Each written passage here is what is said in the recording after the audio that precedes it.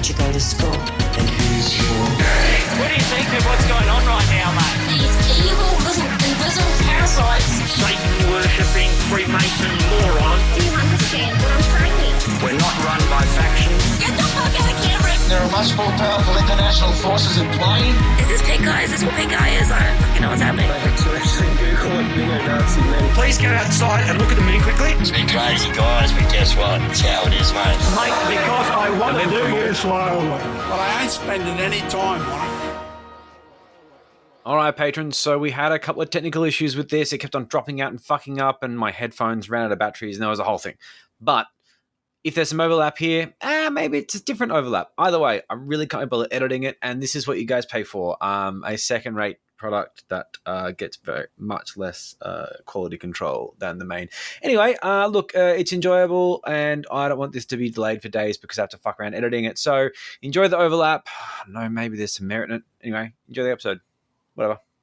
Well, g'day and welcome to the premium episode of the conditional release program. Premium episode number 64, to be sure. And it is just our little way of saying thank you for your support to all our patrons. And we enjoy doing these episodes, perhaps more so than the conditional release program, Joel. Would you say so?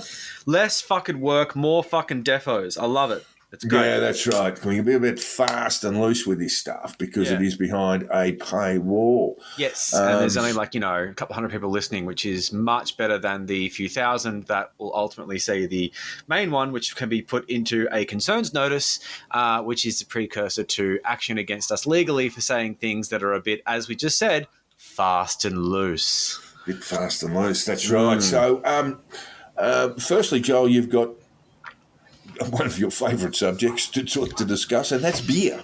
I do, but it's beer not for me, as usually is. Usually I'm just talking about justifying my own free beer from the wonderful people at CB Co. But in this situation, this is actually more for you guys. So one thing is that in a week or so, starting October, there will be a discount code. I asked them for it, and they were very, very lovely, and they sorted us out. And so CRP10, which we'll sort of like do in the main episode and stuff, will get you 10% off the beer and cider online, which is ridiculous. Like if that means you can get a taste of 24 IPA, 6.5% for $73, that's fucking mental. That's free postage. So it's just, anyway, it's a really good deal. As well.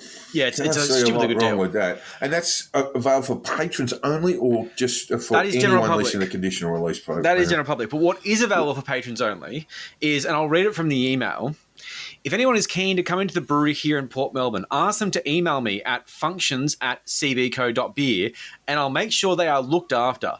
Maybe just keep this messaging for your premium member episodes. Oh, yes, absolutely. So that's pretty awesome. I don't know what that means. Keep it with the elites. Yes, exactly. The elites, the ones who clearly have some money to actually eventually buy some beer, but maybe get something for free. I don't know. Maybe you'll get some chicken wings or some shit. I have no idea what that even means. But what I can say is that if I can be bothered, I'm going to paste it into the episode. If I cannot, I'm not going to. And I'm just going to tell you that Norm Macdonald does a fucking excellent bit about being taken care of. And when Larry Flint says it, it's a little bit terrifying because you know that when Larry Flint says he's going to take care of you, that something fucked up's going to happen. It's a little bit intense. But yeah, he has been shot many times because freedom ain't free, right? But Joel, all beer aside, yes, and most beer aside, patrons, you'll have, I think, free tours of the brewery. I think that was the Simpsons episode, wasn't it? The tour of the Duff Brewery. I genuinely don't know. Maybe this is actually like a fucking hectic 5D chess game on their part where they're going to like abduct you and stab you or something. I don't know. But give you a lot of beer. They're going to give you a lot of beer. Well, I hope so. Like, look, basically, you might get something free out of it. You might just have someone being nice to you.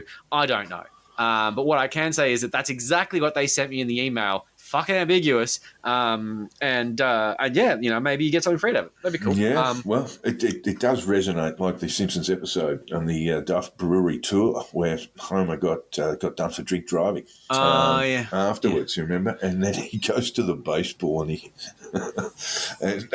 it was a separate episode where he gives up the booze and he goes to the baseball and everyone's just drinking in the stands, just drinking, and Because I had no idea how boring this game was without beer. That's actually really true. But when I saw the baseball in New York, it was pretty basic. Baseball, sometimes, anyway. Well, yeah, the one I went to was very exciting. Anyway, we're digressing. But yes, you've been out there doing the Gonzo thing again, and there you were at the naysayers, the Cooker naysayers rally on the weekend in Hyde Park, which promised. I actually wrote about it on the Friday at the Australian. Now, the formal no camp went to considerable they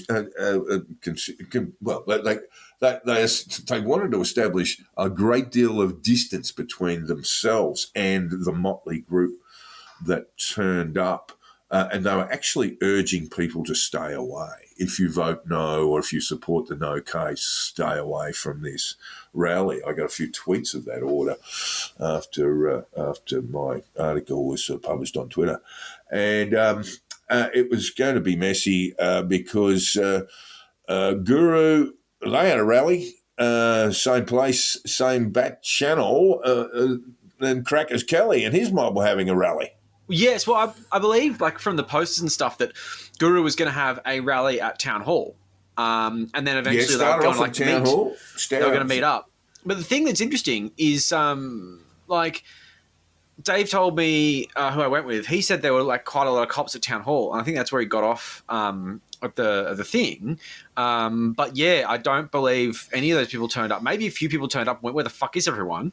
But generally speaking, the original posters said Town Hall, and Guru just went, "Yeah, all right, we'll go to Town Hall," and they had posters out.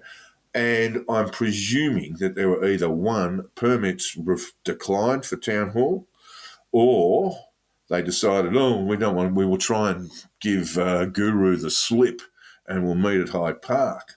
But Guru turned around with his second poster.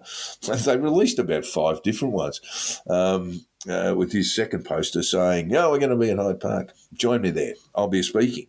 But he wasn't.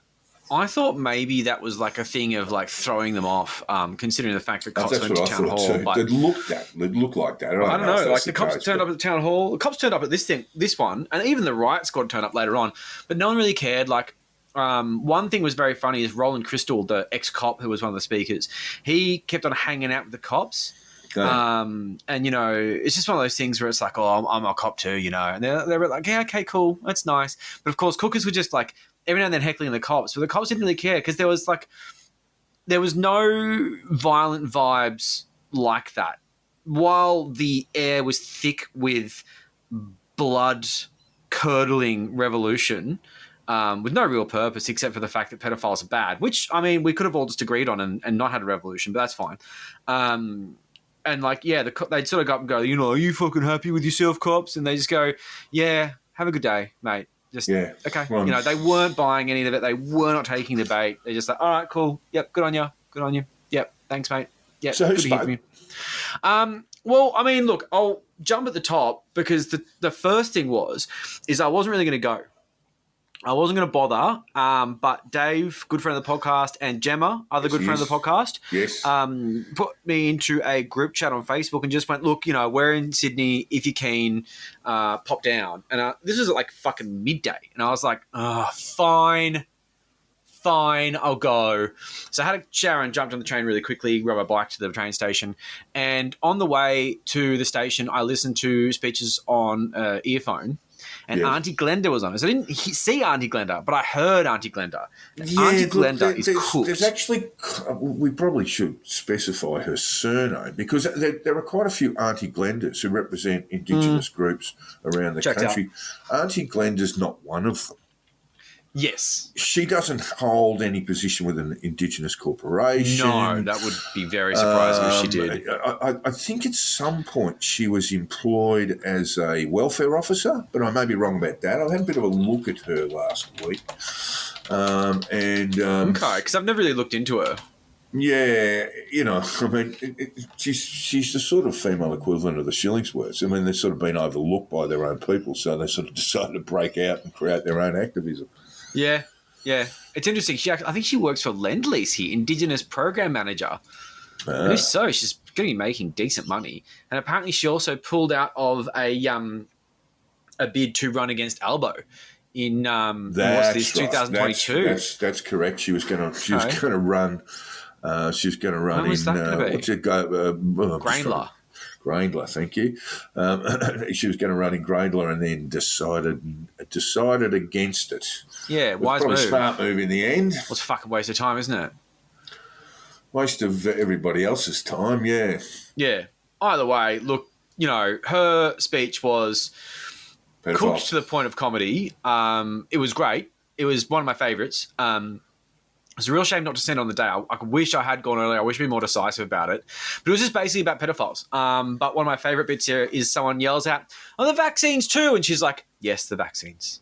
What if the pedophiles took the vaccine, Joe? Yeah, that's a good idea because then they'd all die. Then you got a serious intersection. Yeah. It takes too long for them to die. So you got to, you've really got to. You got to move on that shit. So really, they need the rope.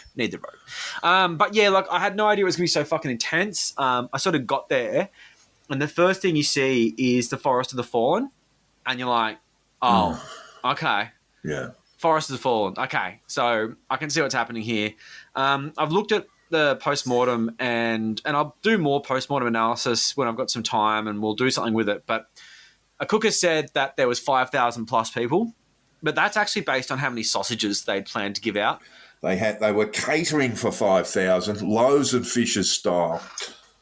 Well, one question I had, because there was this divergence of groups, was it more of a guru crowd or more of a John Ruddock Crackers Kelly crowd? It was so much guru. So brought one of the numbers. Things that guru had, so there were a lot of like Australia One signs saying about like, stop child sex trafficking and like, pedophiles are bad and stuff like that. Really dumb, insane shit. But it did feel like, to me, it felt like 65, 70% of people there were there for Guru. Not just there because Guru told them to, or there because they like Guru but they're cookers anyway, but like fucking for Guru. And like Beck Freedom was there, and we'll sort of talk about her involvement in a bit, but like she had a megaphone covered in stickers, which is about her thing. And she was going around and every now and then just, Guru, and fucking let Guru speak. They were a rabble. Of course they're fucking rabble. They're Guru people. They're creeps. So, but he didn't get to speak, did he? He didn't get to speak. No, and that is a big sticking point in the future. Yeah. But what I will say is that basically, numbers-wise, always good to do the numbers. Yes. I'd say between 1,000 and 2,000. Certainly not a small crowd. No, fuck no. But it wasn't 5,000 as Cookers said. But the reason why Cookers say it's 5,000 is because on the poster it said that there was enough. There were enough drinks. There were enough sausages. I think there were 5,000 sausages. Food and drinks for 5,000 people. Which, I mean, realistically, in this crowd, that's 10,000 sausages. But I think there was probably 5,000 sausages. Yes. Not everyone took them up on it. There was little, like, a food truck, which had Vote No T-shirts on just to make sure everyone knew they were on board. Gross. And the sausages were disgusting. They were very fatty. I was going to ask, did you have one? Yeah, it was fucking gross. What are we talking about here? We're talking about your Coles. Oh, mate. We're talking about like... Lips and arseholes. Coles, lips and arseholes are actually a certain standard. They're not that bad. Whereas, with Butchers, you can get good sausages. Butchers also sell the worst sausages that are genuinely just absolute offcuts. Very fatty. I found my mouth felt like it was covered in a layer of like cold fat after it. It was quite disgusting. But anyway, look, it was free. It was free. So that's great. Yeah. And their grease trap would have been full. Oh my God. Anyway, it would have been fucking gross. So look, when it comes to the crowd, there's like one or 2,000 people, fair enough. If that was a 10,000 person crowd with 1,000 or 2,000 cookers interspersed with it, you'd be like, okay, cool. No votes going well. Lots of people. Fair enough. You've got cookers around. Okay, I get it. But having like an 85 to 90% cooker condensation level where it was very rare to see a normie, and most people were wearing like Freedom merch, which of course, ranged from the classic "I think freedom is good" to "vaccines are bad" to the guy who was photographed a lot with the rope tree journalist "Some assembly required," which is funny because he needs a slapping, doesn't he? he means you. But luckily, not many people there were going to be hanged by that metric because people like Avi, who were there and being very obnoxious, and Chris Coveries. Well, he's a journalist. Well, why isn't he going to be hanged? Proven in a court of law, mate.